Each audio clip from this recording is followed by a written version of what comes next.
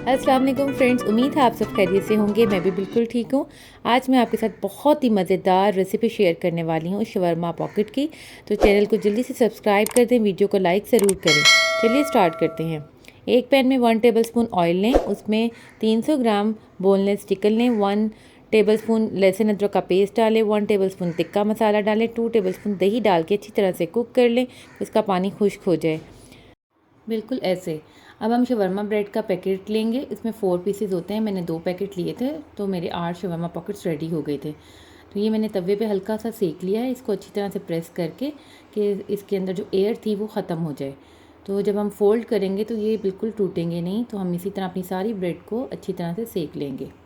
अब हम एक अलग बाउल में सैलेड लेंगे, जिसमें खीरा, गाजर, प्याज, बंद गोभी होगी, सिरके में 30 मिनट के लिए डिप करेंगे और बाद में स्ट्रेन कर लेंगे।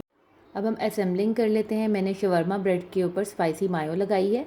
आपके पास जौन सी भी है, अगर स्पाइसी मायो नहीं है तो आप सिंपल मायो यूज़ कर सकते हैं। और इसके ऊपर मैंने होममेड पिज़्ज़ा सॉस लगाई है। कोई भी सॉस भी यूज़ कर सकते हैं, जैसे चिली गार्लिक सॉस है, केचप है। अगर आपके पास नहीं कोई सॉस है तो आप केचप लगा लें। उसके ऊपर चिकन टिक्का रखें और उसके ऊपर सैलेड लगाएं, थोड़ी सी केचप डालें और मज़ेदार सा यमी शवरमा एंजॉय करें। बहुत मज़ेदार ये रेसिपी है, इसको ज़रूर ट्राई कीजिएगा। बच्चों को बहुत पसंद आएगा, बच्चों और बड़ों बल्कि सबको बहुत पसंद आएगा। आप इसको ऐसे टूथपिक की मदद से बंद भी कर सकते हैं और अगर खुला रखना चाहें तो खुला भी रख सकते हैं। मैंने ट्रे में एक बंद करके रख दिया था, बाकी वैसे ही रख के लास्ट में मैंने बंद कर दिया था। इस तरह से ये सेट हो जाएंगे, खुलेंगे नहीं। बहुत मज़ेदार ये बने थे। फिर मिलूँगी नेक्स्ट अच्छी और क्विक रेसिपी के साथ।